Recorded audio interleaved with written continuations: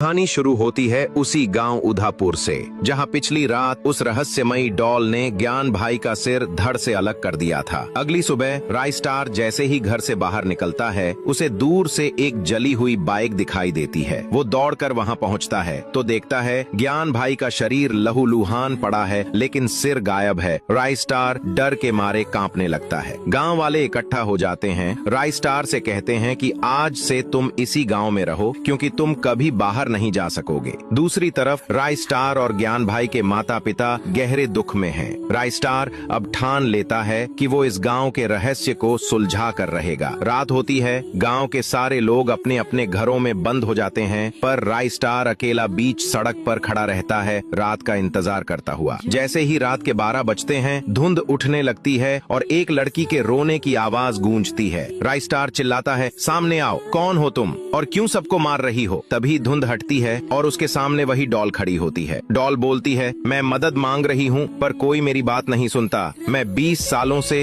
इस गांव में फंसी हुई हूँ। राइस्टार पूछता है, तो फिर तुमने मेरे भाई को क्यों मारा? डॉल उदास होकर कहती है, मैं मदद मांग रही थी, लेकिन वो डर गया। मैं कोई राक्षस नहीं हूँ, मेरा नाम सोना है।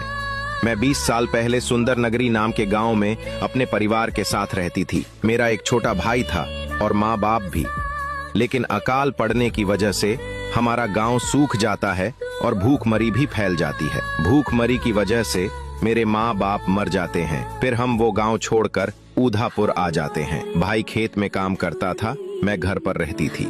एक दिन जिस खेत में भाई काम करता था, वहां से गेहूं चोरी हो गए।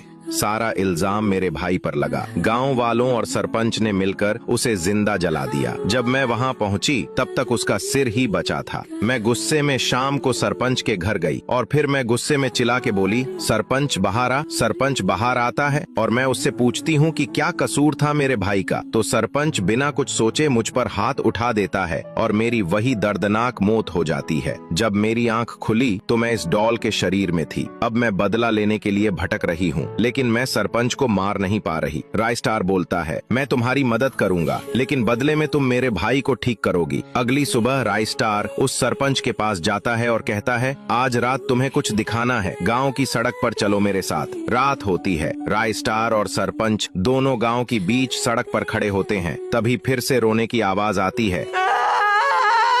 धुंध छा जाती है और फिर सामने कहानी शुरू होती है उसी गांव उधापुर से, जहां पिछली रात उस रहस्यमयी डॉल ने ज्ञान भाई का सिर धड़ से अलग कर दिया था। अगली सुबह राइस्टार जैसे ही घर से बाहर निकलता है, उसे दूर से एक जली हुई बाइक दिखाई देती है। वो दौड़कर वहां पहुंचता है तो देखता है ज्ञान भाई का शरीर